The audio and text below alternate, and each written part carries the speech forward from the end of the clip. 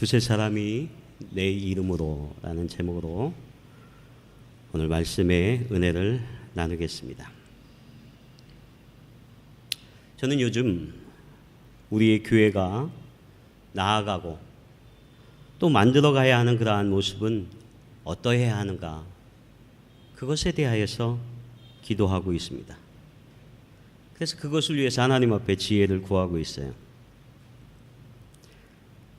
우리는 교회의 모습, 이렇게 이야기할 때 사도행전에 보여주었던 그러한 초대교회의 모습을 떠올리게 됩니다. 사도행전 2장에 보면 초대교회의 모습이 어떤 곳이었습니까? 그곳에 보면 땅끝까지 이르러 복음을 전하는 교회, 성령 충만하여 사람의 생각이 지배하는 것이 아니라 성령의 인도하심을 받는 교회, 삶이 변화하고 또 모든 사람에게 칭찬을 받고 영향력을 끼치는 교회, 예수 그리스도의 십자가의 사건, 또 보혈의 공로를 깊이 인식하여서 생명력이 있는 교회, 생명을 전하는 교회, 이것이 초대교회를 통해서 우리에게 보여주신 그러한 교회의 모습입니다. 그러면서 이 초대교회는 가장 중요한 감격적인 예배가 있었다고 하는 것입니다. 여러분 그렇게 믿으십니까? 그래서 그들은 모이기를 힘썼다고 그랬어요.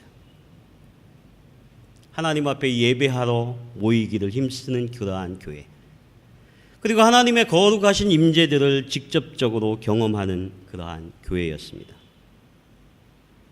하나님의 임재라고 하는 뜻이 무엇입니까? 하나님이 여기 계시다는 거예요. 여러분 믿습니까? 하나님께서 여기 계십니다. 우리와 함께 하셔서 이 예배를 받으십니다 하는 것이 하나님의 임재입니다. 저는 며칠 전 어느 목사님의 그러한 고백적인 글을 읽었습니다. 그렇게 이야기하시더라고요. 그분이 처음 그 목사님의 학창시절에 교회에 갔는데 목사님이 설교를 하시는데 그렇게 설교하시더라는 거예요. 사랑하는 여러분, 우리의 교회는 사도행전적인 교회가 될 것입니다. 그렇게 선포를 하는데 이 목사님이 학생부에 다니는 그러한 고등부의 학생이었는데도 불구하고 마음이 막 뛰고 감동이 되고 흥분이 되더라는 거예요. 목사님이 우리 교회는 사도행전적 교회가 될 것입니다. 그래서 이 목사님은 그 뒤로부터 그 교회를 계속 출석할 때마다 기대를 했다는 거예요. 기대. 아, 우리 교회가 초대교회처럼 되겠구나. 사도행전적인 그러한 교회가 되겠구나. 그렇게 기대를 하였는데 안 되더라는 거예요. 자기가 알고 있는 사도행전 2장에 보여진 그러한 초대교회의 모습이 아니더라는 거예요. 그래서 어느 날 고민하다가 고등학생인데 당돌한 면도 있었던 것 같아요. 목사님을 찾아가서 물었다는 거예요. 목사님께서 우리 교회에서 우리 교회는 사도행전적 교회가 될 것입니다, 이렇게 선포하였을 때에 저는 사도행전적인 그러한 교회가 사도행전 2장에 있는 말씀처럼 오순절날 성령의 충만이 임하자 저들이 사도의 가르침을 받아 서로 교제하고 마음이 오가고 그들이 오로지 기도하기를 힘쓰는 그러한 교회, 또 믿는 사람이 다 함께 있어 모든 물건을 서로 통용하고 재산과 소유를 팔아 각 사람의 필요를 따라 나누어 주며 날마다 마음을 같이하며 성전에 모이기를 힘쓰는 교회, 저는 이 교회가 초대교회라고 생각하고 저는 그런 교회에 대해서 기대하였습니다. 그랬더니 목사님께 약간은 따지듯이 왜 우리 교회가 그렇게 된다고 하시더니 그렇게 되지 않았습니까? 그렇게 물었다는 거예요. 그랬더니 목사님이 그렇게 말씀하셨대요. 우리 교회는 초대교회와 같은 교회는 안 된다. 이렇게 말씀을 하셨대요. 사람들이 자신의 물건을 다 팔아 서로 통용하고 서로의 필요를 따라 나눠주고 기쁨과 순전한 마음으로 교제하는 교회, 하나님께서 원하시는 그러한 교회가 될 것을 기대했는데 그렇게 말씀을 선포했는데 안 되는 것에 대해서 말씀하셨더니 그렇게 안 된다고 하는 거예요. 그렇게 대답을 하시더래요. 그래서 그때 그 목사님이 그 교회를 다니시기를 그만두셨대요. 그러면서 목사님이 되셔서 자기가 초대교회에 대한 그러한 고민들을 다시 한번 이렇게 이야기하는 것을 들었습니다. 사랑하는 여러분, 여러분들도 우리의 공동체, 우리의 교회가 어떠한 교회가 되었으면 하고 이 교회에 대해서 꿈을 꾸시죠? 그런 마음이 있으시죠? 교회는 부름받은 백성들의 그러한 공동체인데 하나님께서 우리의 교회를 어떠한 교회로 만드실까? 그것에 대해서 기도하고 여러분들이 그렇게 꿈꾸시고 그것에 대해서 깊이 생각하실 것입니다. 오늘 마태복음 18장 20절에 보면 이렇게 말씀되어 있죠. 두세 사람이 내 이름으로 모인 곳에는 나도 그들 중에 있느니라. 이렇게 말씀합니다. 오늘 예수님께서는 오늘 제자들에게 그렇게 말씀하는 거예요. 두세 사람 이상이 내 이름으로 모인 그곳에 나도 그들 가운데 있겠다. 그래서 우리는 이 구절을 인용하여서 하나님께서 오늘 성도들의 두세 사람 이상이 모인 그 예배의 그룹 가운데 내가 함께 하겠다, 임재하겠다, 임마누엘 하겠다 하는 그 약속을 믿고 우리가 이 예배의 성구로서 이 말씀을 자주 인용을 합니다. 그래서 우리가 약속되어진 대로 오늘 하나님께서 이 예배 가운데 두세 사람 이상이 모였기 때문에 오늘 이 거룩한 그리스도인의 공동체에 하나님이 임재하시고 함께 하신다. 그것을 우리가 믿는다는 것입니다. 그런데 오늘 이 본문의 마태복음 28장의 말씀은 그 15절의 말씀부터 20절 사이의 말씀이 한 단락으로 되어져 있어요. 그런데 15절에 시작될 때 그렇게 됩니다. 형제가 죄를 범하거든 그 사람과만 상대하여 권면하라. 이렇게 되어 있습니다. 그래서 공동체의 형제가 죄를 범하였을 때에 어떠한 잘못과 실수를 저질렀을 때에 그 사람을 상대하여 권면하라. 그런데 문제는 듣지 않을 때 한두 사람을 더 데리고 가라고 하는 것입니다. 한두 사람을 더 데리고 가서 그 사람을 설득하라. 이렇게 이야기를 합니다. 그래서 오늘 이 단락의 문제, 이 15절부터 20절의 말씀에 보면 오늘 이 땅 위에 살아가는 그리스도인들, 또 이 땅에 살아가는 예수를 믿는 우리의 사람들이 어떠한 모습으로 살아가야 하는가 하는 것에 대한 권면이 함께 있다고 하는 것입니다. 우리는 그리스도인이면서도 실수를 해요. 죄를 짓습니다. 잘못합니다. 그런데 그 사람이 그러할 때에 가서 찾아가서 설득하고 권면하라고 하는 것입니다. 그런데 듣지 아니할 때에 한두 사람을 더 데리고 가서 권면하라. 이렇게 이야기를 합니다. 여러분, 사람을 설득하는 그러한 일들 여러분들도 많이 있죠.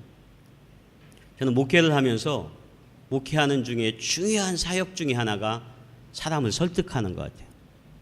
어떤 잘못된 길, 우리가 생각하는 말씀대로 가지 아니하고 그릇된 길을 가는 사람을 우리가 권면하여서 설득해서 오게 하는 것. 그런데 잘 안 들어요. 저도 그런 때 한계를 많이 느껴요. 목사님이 말씀하시는데 성도님들이 다 아멘하고 내가 이제 다르게 살겠습니다 하고 설득되어 돌아오면 좋겠는데 안 듣는 사람도 많아요. 그리고 마음을 잘 열지 않는 사람이 많아요. 이스라엘 사람들이, 유대 사람들이 잘못하고 문제를 일으켰을 때요, 그 사람을 설득하는 그러한 단계를 성경은 자주 보여주고 있습니다. 그 중에 하나가 우선 너희는 랍비에게 가서 보이라고 하는 것입니다. 가르침을 받을 만한 그러한 선생에게 가서 자신의 잘못들을 인정하고 그와 상담하고 상의하고. 그래서 니고데모도 한밤중에 예수님을 찾아와서 자신의 삶의 문제에 대해서 그 랍비로 여기고 예수님과 대화하는 그러한 장면들이 나옵니다. 그 선생의 권위를 인정하는 거죠. 그리고 예수님께서 문둥병을 고쳐줘, 문둥병 10명의 문둥병을 고쳐주시면서 그들을 향해서 뭐라고 당부하시냐면 너희는 가서 제사장에게 너의 씻음받은 것, 치유받은 것을 가서 보여라. 이렇게 이야기를 합니다.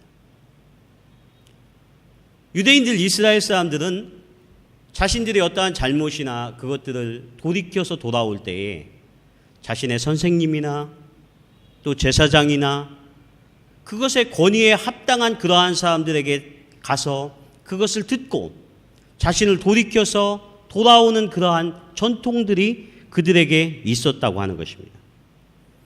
그런데 그렇게 되지 아니하였을 때에 한 사람의 힘으로 설득되지 않으면 두세 사람을 함께 데리고 가라는 것입니다. 영향력을 끼칠 수 있는 두세 사람을 함께 데리고 갑니다. 그래서 그 사람을 설득하라고 그래요.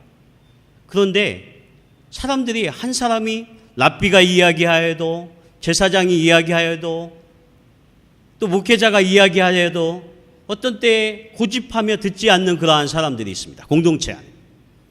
그때에 두세 사람과 동행하여 그 사람을 또 설득하라고 그렇게 이야기를 합니다. 그럼에도 불구하고 듣지 않을 때가 있어요. 오늘 17절의 말씀에 보면 이런 말씀이 있어요. 그래서 만일 교회에 말하고 교회의 말도 듣지 않거든 이방인과 세리와 같이 여기라. 이렇게 말씀합니다. 저는 그렇게 믿습니다. 오늘 예수님께서 오늘 재범하고 실수하고 하는 그러한 사람들, 저와 여러분들이 그러한 모습들이 많이 있잖아요. 근데 대부분의 사람들은 돌이켜서 돌아오는 그러한 사람들이 있어요. 그런데 어떤 그 심리학자의 말에 의하면 3,000명 중에 한 명은, 이게 정확한 데이터인지는 잘 모르겠어요. 3,000명 중에 한 명은 절대 안 돌아오는 그런 악인이 있다는 거예요. 이게 꼭 정확한 데이터인지는 모르겠어요. 제가 기억하는 게. 어떤 사람은 제사장이 이야기하여도 부모님이 이야기를 하여도 목사님이 이야기를 하여도 듣지 않는 그런 사람들이 있고 두세 사람이 함께 가서 그것에 대해 권면하여도 듣지 않는 그러한 사람들이 있는데 교회의 말도 듣지 않거든 그 뒤에 이렇게 말씀해요. 이방인과 세리와 같이 여기라. 유대인들이 이방인이라고 여기는 것이 어떤 것인지 여러분 잘 알고 있죠? 세리라고 여기는 것은 모든 사람들, 모든 보편적인 유대인들이 저 사람은 죄인이다. 저 사람은 몹쓸 사람이다. 이렇게 여기는 것이 이방인과 세리와 같이 여기는 것입니다. 그러면서 18절의 말씀에 진실로 너희에게 이르노니 무엇이든지 너희가 땅에서 매면 하늘에서도 매일 것이요 무엇이든지 땅에서 풀면 하늘에서도 풀리리라. 이렇게 말씀합니다. 그래서 그 말씀에 이어서 우리에게 권면하며 두세 사람 이상이 합심하여 기도할 때 하나님께서 그 기도를 들으시겠다고 이렇게 말씀합니다. 그리고 두세 사람 이상이 내 이름으로 모여 함께 예배할 때에 나도 그들 가운데 있겠다 이렇게 말씀합니다. 저는 이 말씀을 준비하며 또 이 말씀을 오늘 여러분들과 깊이 나누고 싶었던 말씀은 사실 20절의 말씀이었어요. 오늘 하나님께서 임재하시는 그 예배를 통해서 오늘 교회의 공동체가 어떻게 거룩해지며 어떻게 하나님의 뜻을 이루어 나아가야 할 것인가. 그런데 이 말씀이 있는 이 단락은 중요한 것이 오늘 변화된 공동체를 요구한다는 거예요. 변화된 하나님의 사람들을 요구한다는 거예요. 그래서 우리에게 한 주간 우리가 어떠한 모습으로 살아갔느냐 하는 것이 오늘 이 시간 여러분들이 하나님 앞에 나와 예배할 때 여러분의 모습 속에 그 모습이 참으로 중요하다고 하는 것입니다. 여러분 그렇게 믿습니까? 하나님이 한 주간 여러분 어떻게 사셨어요? 여러분이 하나님과 동행하셨습니까? 여러분들이 죄 가운데 있지 않았습니까?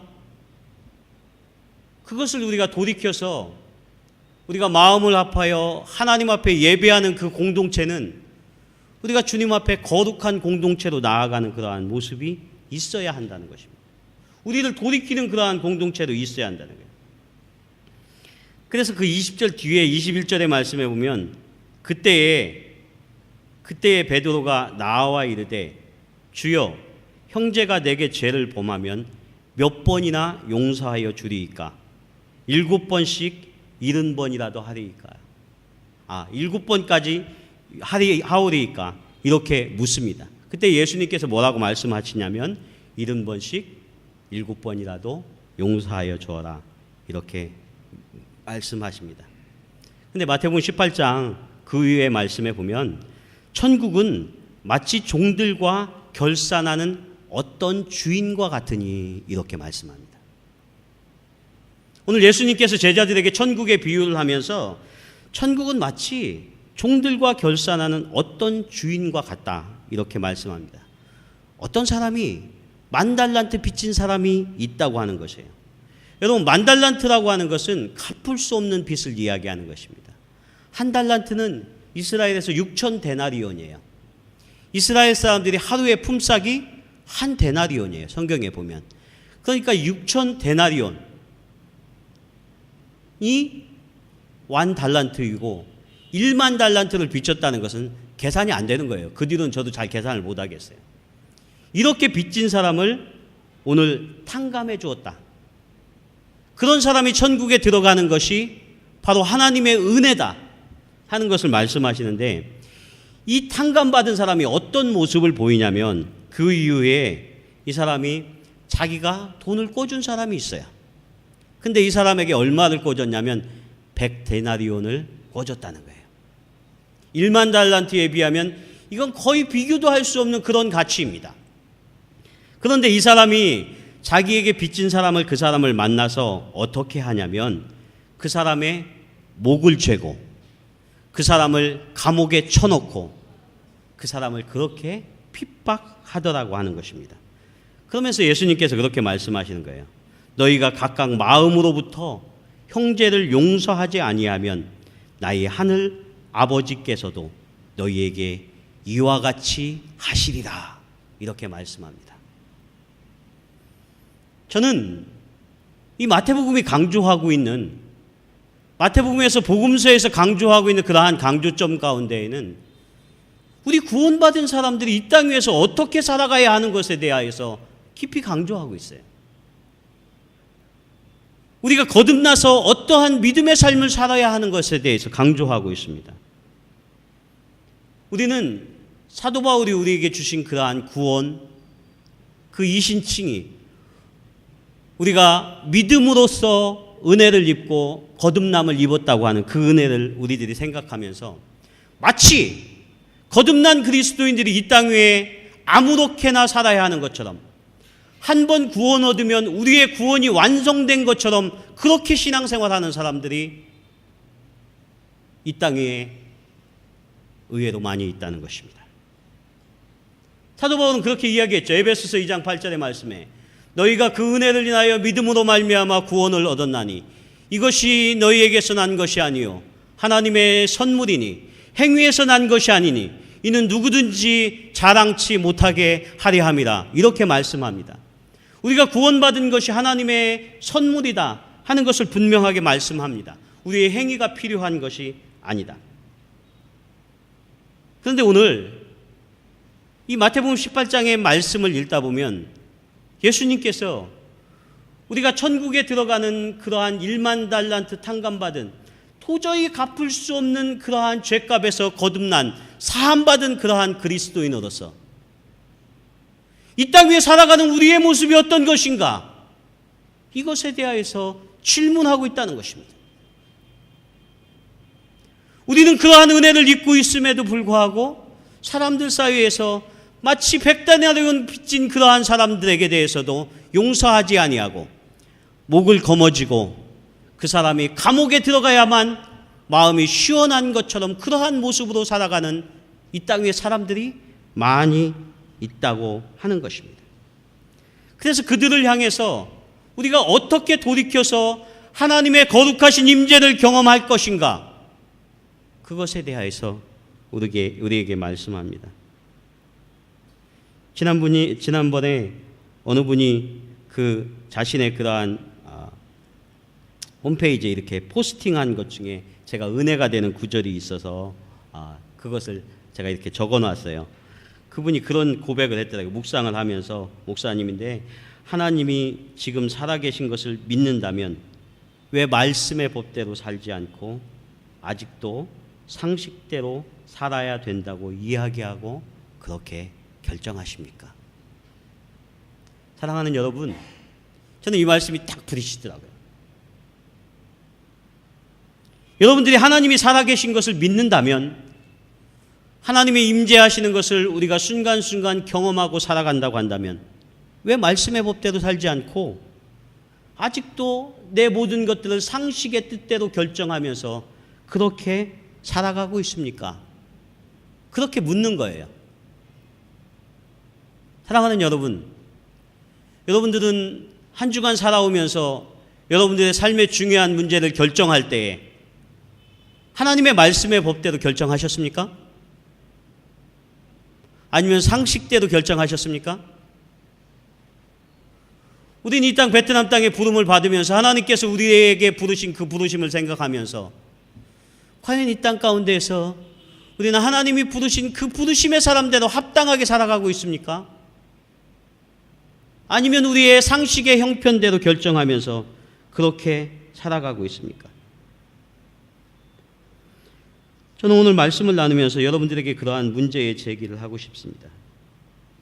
하나님께서 이 땅에 수많은 교회들이 있는데 왜 이곳에, 이 베트남 호치민에 또 다른 교회를 세워야만 합니까? 이것은 우리가 하나님의 거룩한 뜻이라고 믿고 저는 그렇게 나아갑니다. 저는 하나님의 교회를 개척하고 하나님의 교회를 시작하면서 제 마음속에 계속해서 드는 그러한 질문이 이것입니다. 하나님, 수많은 하나님의 교회들이 있는데 왜 이 베트남 호치민에 또 하나님의 교회가 왜 또 세워져야만 합니까?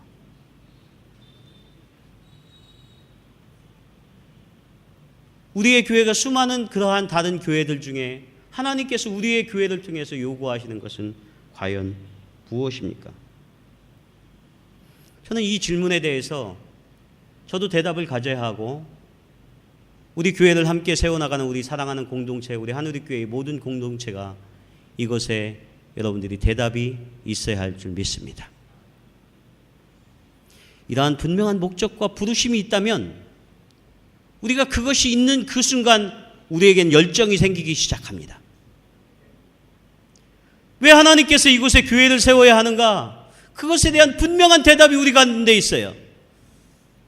우리의 신앙의 고백에 그것이 있어요. 그러면 나는 그것을 위해 목숨을 걸 수도 있고 그것에 대해 열정을 바쳐 달려갈 수도 있는 것입니다.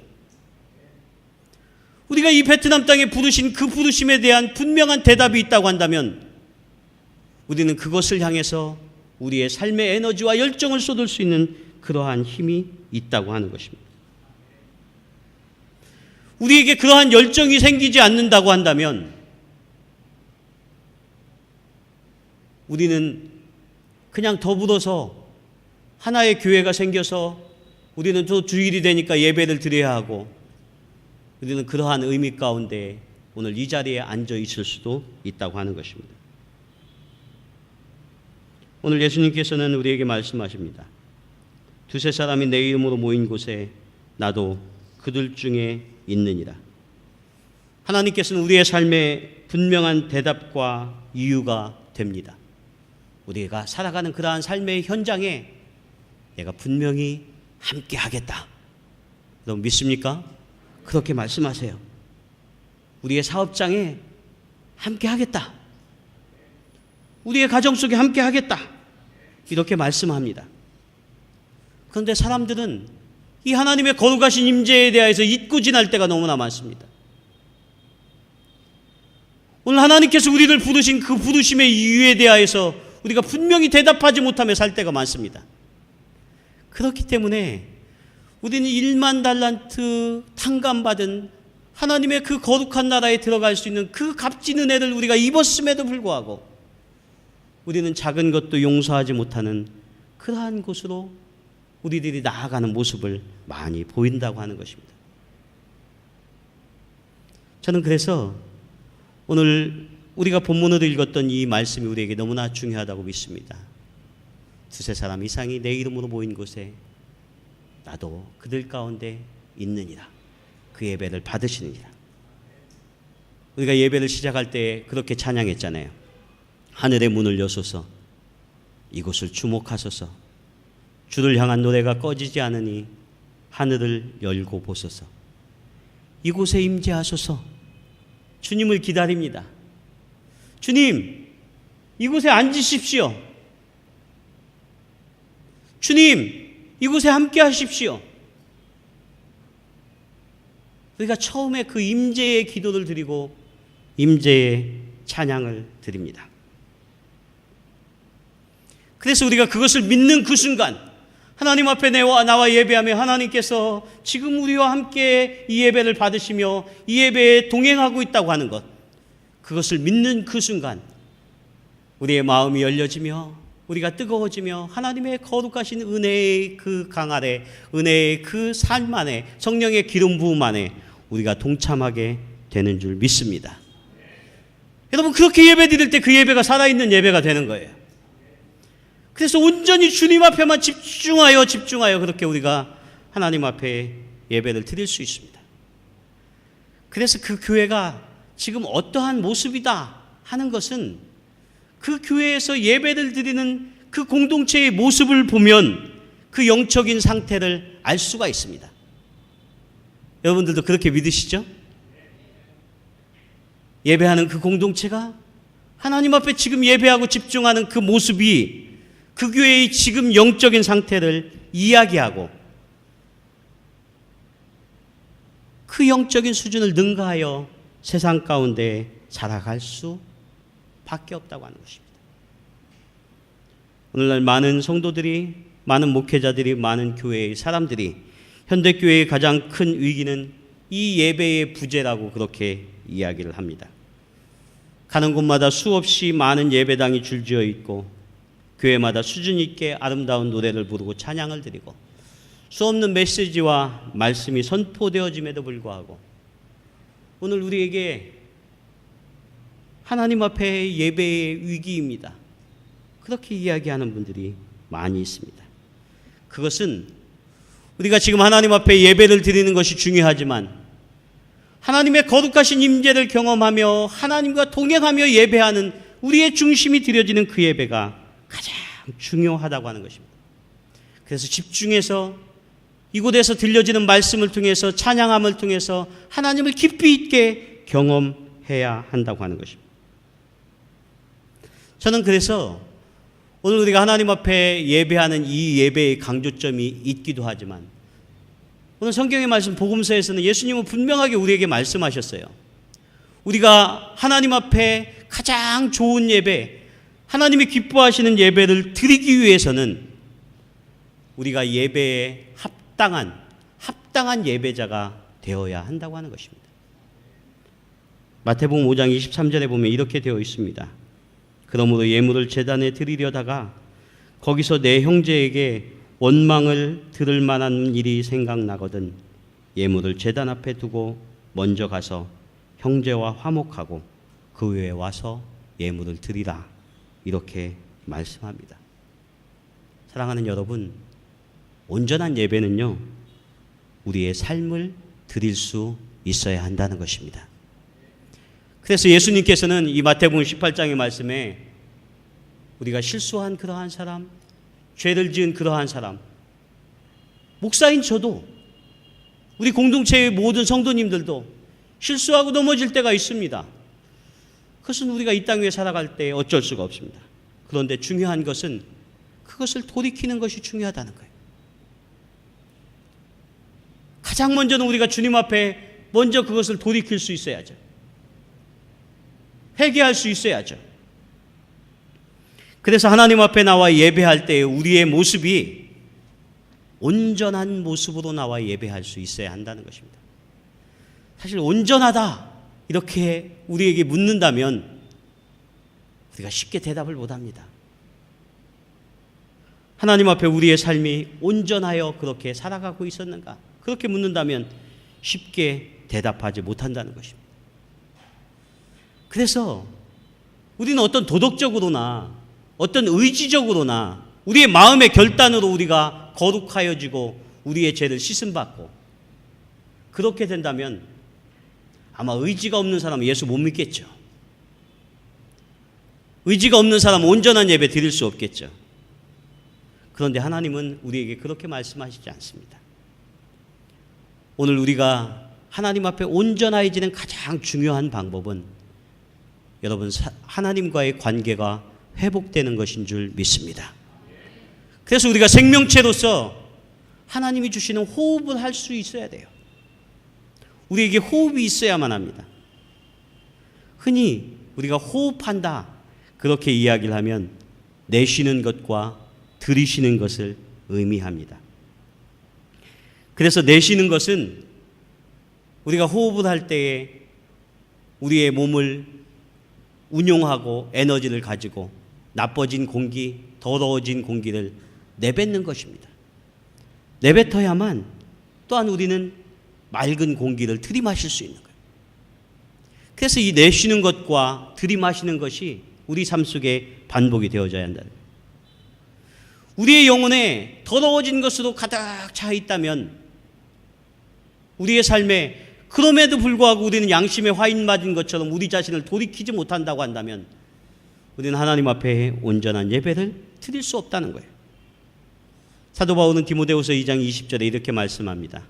큰 집에는 금그릇과 은그릇뿐 아니라 나무그릇과 질그릇도 있어 귀하게 쓰는 것도 있고 천하게 쓰는 것도 있느니 그러므로 누구든지 이런 것에서 자기를 깨끗하게 하면 귀히 쓰는 그릇이 되어 거룩하고 주인의 쓰이심에 합당하며 모든 선한 일에 준비함이 되리라.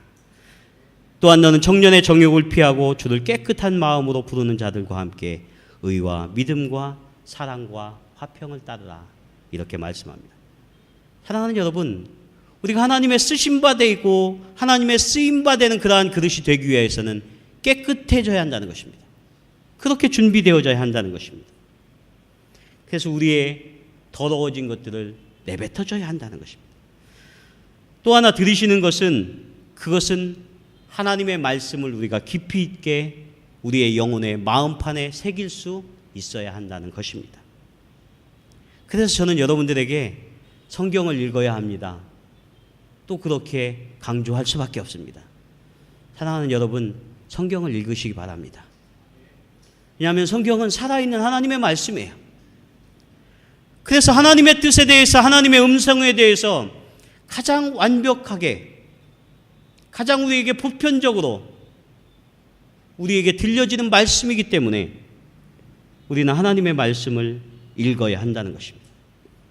디모데후서 3장 16절의 말씀에 보면 모든 성경은 하나님의 감동으로 된 것으로 교훈과 책망과 바르게 함과 의로 교육하기에 유익하니 이는 하나님의 사람으로 온전하게 하며 모든 선한 일을 행할 능력을 갖추게 하려 함이라 말씀합니다.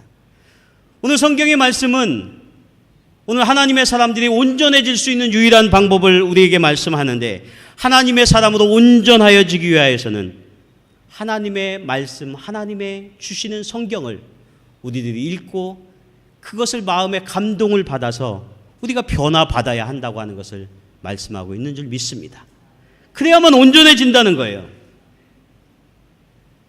그래서 여러분들이 성경을 읽기를 힘쓰셔야만 합니다. 그리고 여러분의 자녀들에게 성경을 읽기를 가르쳐야만 합니다. 우리의 자녀들이 하나님의 말씀을 가까이 할 수 있도록 그렇게 해야만 합니다. 우리가 이민교회에서 주님의 교회를 선택할 때 사람들이 여러 가지를 보고 그렇게 선택을 합니다. 우리의 자녀들을 위해서 우리의 자녀들에게 좋은 교육적인 환경이 주어져야 한다. 그렇게 이야기를 하고 좋은 예배의 환경과 여러 가지의 것들을 많이 따집니다. 그리고 안타깝게도 이민교회에서는 많은 분들이 교회에 사람들이 많이 모이는 나와 상관 있는 그런 관계를 많이 그렇게 요구합니다. 근데 우리가 꿈꾸는 교회는, 우리가 하나님 앞에 원하는 그러한 교회는 첫 번째로 하나님의 말씀으로 온전하여지는 교회임을 믿습니다. 우리에게 훈련도 필요합니다. 양육도 필요합니다. 그런데 가장 중요한 것은 우리의 삶의 각자의 처소에서 여러분들이 하나님의 말씀을 읽고 묵상하기를 시작해야만 합니다. 그래야만 온전해지고 하나님의 임재를 경험하게 되고, 우리가 모였을 때에 이 두세 사람이 모인 이곳에 우리가 하나님 앞에 온전한 예배와 하나님의 깊은 임재를 경험할 수 있다고 하는 것입니다. 그래서 저는 우리들이 내쉬는 것과 우리가 숨을 들이쉬는 이 호흡의 관계가 하나님과 있어야만 우리가 온전할 수 있습니다. 여러분, 우리가 내쉬는 것은 inspection of life입니다. 여러분의 삶을 점검하는 거예요. 우리의 삶이 하나님 앞에 어떠한 모습인가? 우리는 너무나 잘 알고 있습니다. 우리가 그리스도인임에도 불구하고 우리의 직장에서 우리의 동료들과 우리의 밑에 사람들과 우리의 위에 섬겨야 할 그러한 사람들에게 어떠한 관계를 지금 맺고 있는가? 우리는 이 베트남 땅에 살아가면서 우리를 삶에 점검해 볼 때 우리가 우리의 모습이 지금 어떠한 모습인가? 우리는 우리 자신을 돌아보고 바라보아야 한다는 것입니다.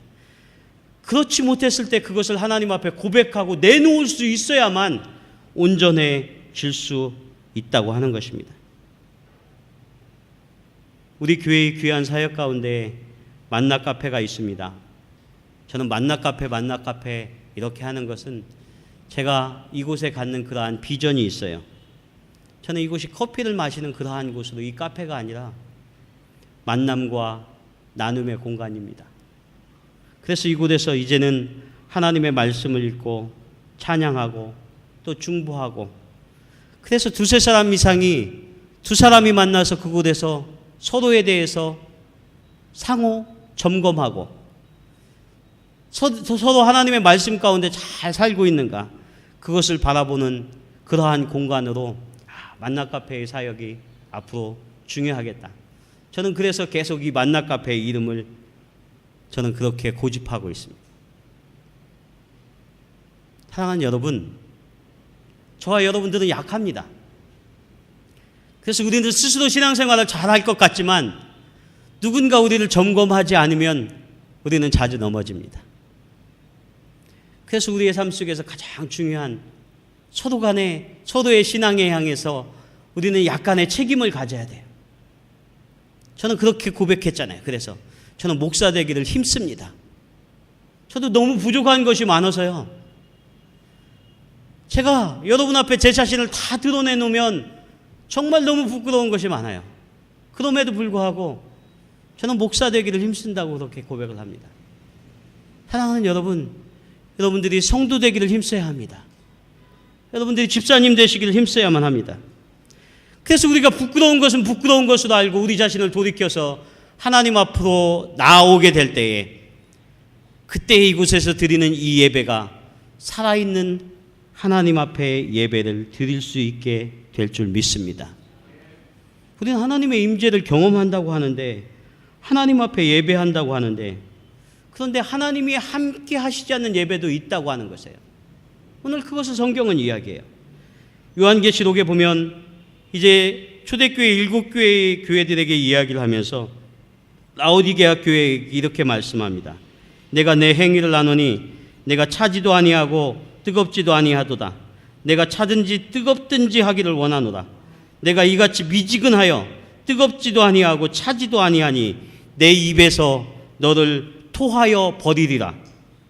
내가 말하기를 나는 부자라 부유하여 부족한 것이 없다 하나 내가 보았을 때에 너는 곤고한 것과 가련한 것과 가난한 것과 눈먼 것과 벌거벗은 것을 알지 못하는도다.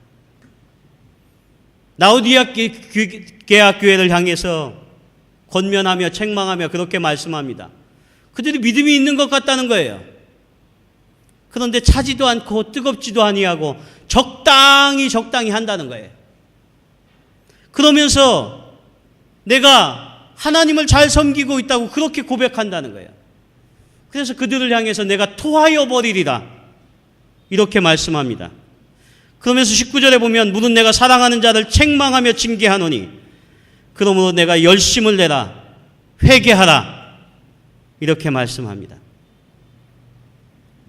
그러면서 우리가 잘 아는 그 계시록 3장 20절의 말씀이 그 뒤에 있는 거예요.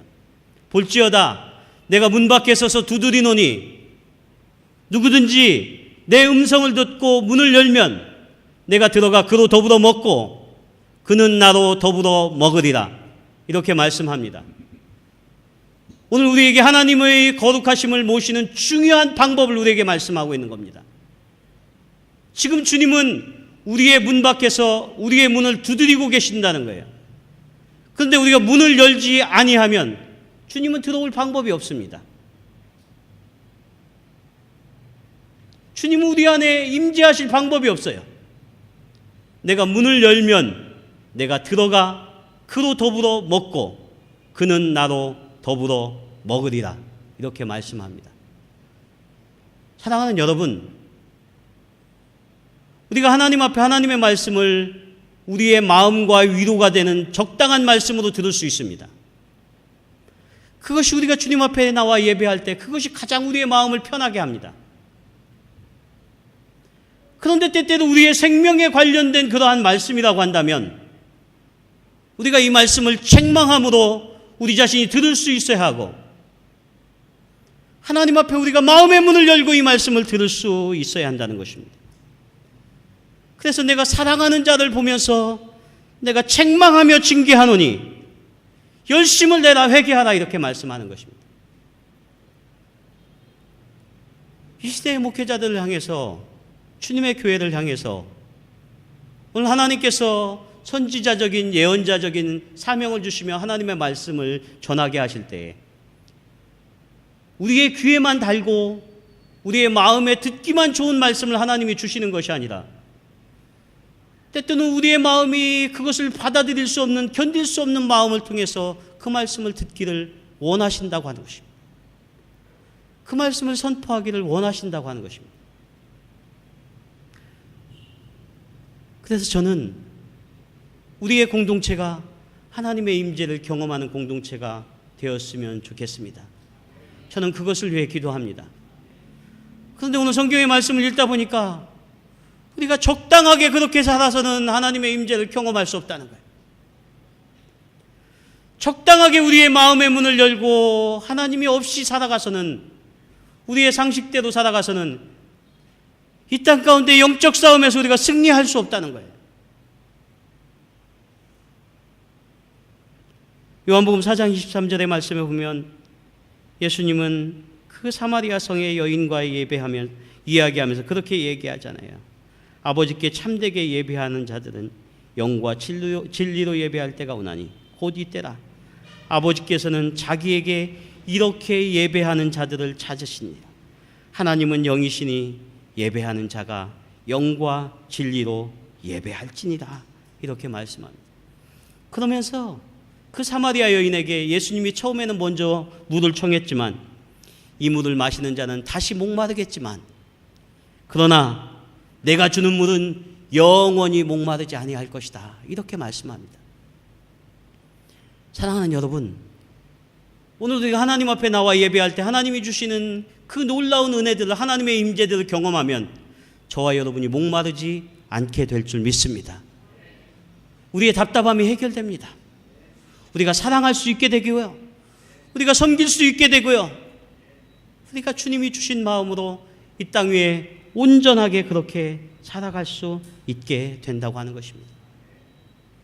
그래서 저는 저와 여러분이 우리가 약한 것을 하나님 앞에 고백하면서 우리의 삶과 습관 속에 성경을 읽고 말씀을 묵상하면서 주님 앞에 우리의 부족함을 내어놓을 수 있는 저와 여러분이 되셨으면 합니다.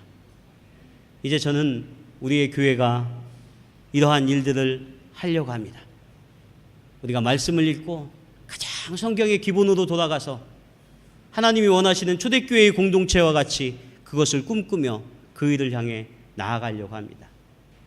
그때 하나님께서 우리의 예배를 받으실 거라고 믿습니다.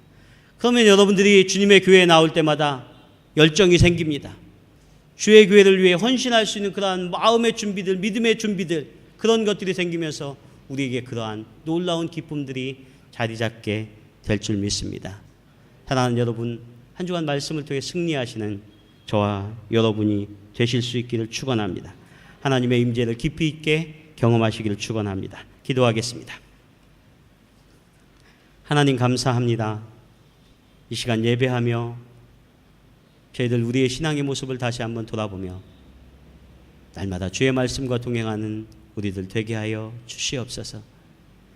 주님, 우리가 얼마나 부족하고 얼마나 연약한지, 그러나 우리가 하나님 앞에 우리 자신을 내놓으면서 온전하여 지기를 위해서 기도합니다. 하나님 앞에 온전하여 지기를 위해서 기도합니다. 그래서 하나님이 참으로 기뻐하시는 그러한 예배 가운데 나아가기를 소망합니다. 우리 호치민 한우리교회를 축복하셔서 이 땅 가운데 그러한 교회를 세울 수 있도록 주님 축복하여 주시옵소서. 주님, 우리의 모든 상처를 주님이 가져가 주시고 우리의 아픔을 주님이 가져가 주셔서 주님께서 주시는 놀라운 회복과 기쁨만이 우리 가운데 있게 하옵소서. 예수님 이름으로 기도하옵나이다. 아멘.